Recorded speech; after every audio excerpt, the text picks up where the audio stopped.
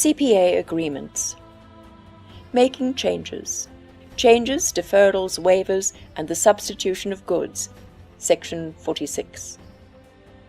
If changes happen to an agreement, a new agreement is not needed as long as the changes are made in line with the CPA and the original agreement.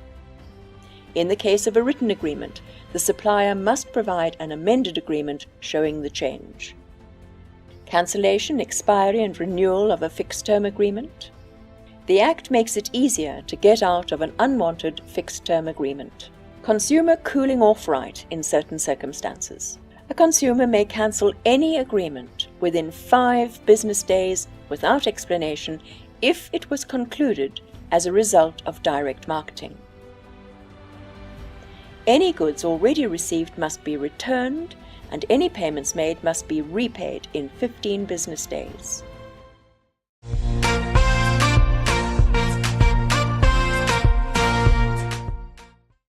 The consumer's right to return goods. Section 20. A consumer can return any goods if he or she did not have an opportunity to examine the goods before delivery, and on delivery those goods are a different type and quality than he or she expected to receive. Or if a product is unsuitable for the purpose for which it was bought, it can be returned within 10 working days. The risk and expense of the return is normally carried by the supplier. Exceptions. 1. If the return is prohibited by law for public health reasons, or if the goods were tampered with or affixed to other property after delivery, they may not be returned. 2. If a consumer cancels a direct marketing agreement, the return of goods is at their own risk and expense.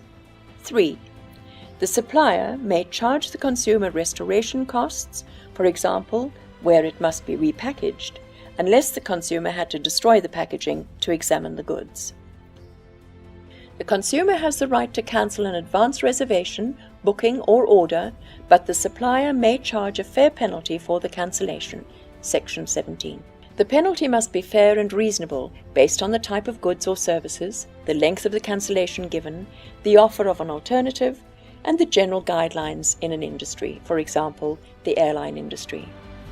A supplier may not charge a penalty if death or hospitalization was the reason why the consumer had to cancel the booking.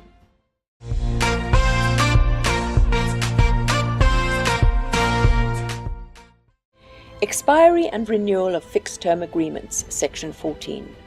Between 40 and 80 business days before the expiry of a fixed-term agreement, the supplier must let the consumer know that the agreement is about to expire.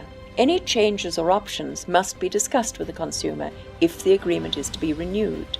If a consumer and supplier do not cancel the agreement, it automatically becomes a month-to-month agreement.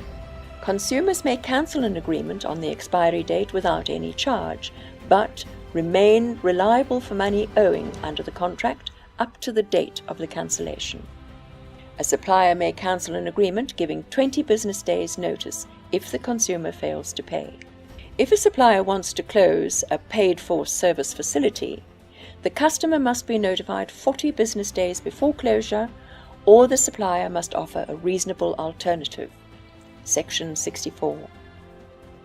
If no reasonable alternative is offered, the supplier must refund the consumer any money owing from the balance of the contract within 5 business days.